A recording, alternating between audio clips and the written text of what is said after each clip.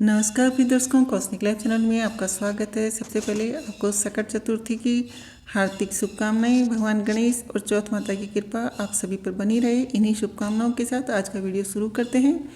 29 जनवरी 2024 सोमवार को सकट चौथ का व्रत है। यह व्रत माघ महीने की कृष्ण पक्ष की चतुर्थी को रखा जाता है। इस दिन भगवान गणेश और चंद्रमा की पूजा अर्चना की जाती है। माताएं इस व्रत को संतान प्राप्ति और संतान की लंबी उम्र के लिए करती हैं। धार्मिक मान्यताओं के अनुसार इस दिन भगवान गणेश जी की पूजा अर्चना करने से जीवन में हर तरह की विघ्न बाधाएं समाप्त होती है। जिन संतान की चाह होती है, जिन्हें संतान प्राप्ति और संतान की सलामती के लिए भी यह व्रत रखा जाता है।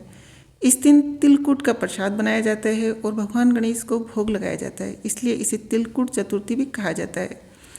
सकट चौथ के दिन चंद्रोदय का समय रात 9:10 से होगा। इस समय चंद्रमा को अर्घ्य दिया जाएगा और व्रत को खोला जाएगा। माघ कृष्ण पक्ष की चतुर्थी तिथि 29 जनवरी को सुबह 6:10 से शुरू होगी और 30 जनवरी को सुबह 8:54 पर समाप्त होगी। इस व्रत में कथा भी पढ़ी जाती है।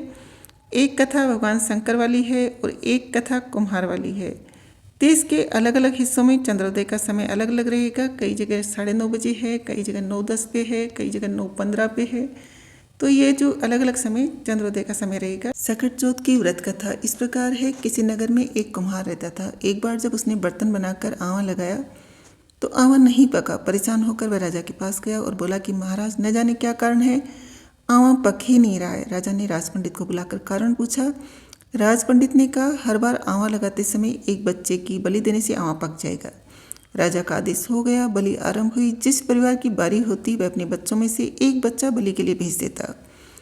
इस तरह कुछ दिनों तक एक बुढ़िया के लड़के की बारी आई।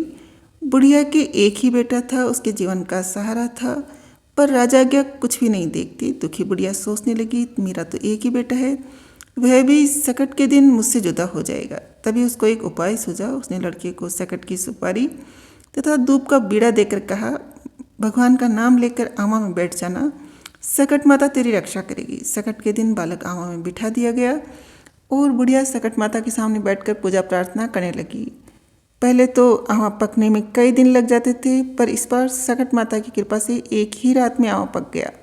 सवेरे कुमार ने देखा तो हैरान रह गया। आंवा पक गया था और बुढ़िया का बेटा जीवित व सुरक्षित था।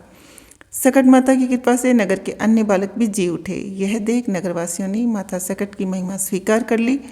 तब से आज तक सकट माता की पूजा और व्रत का विधान चला आ रहा है।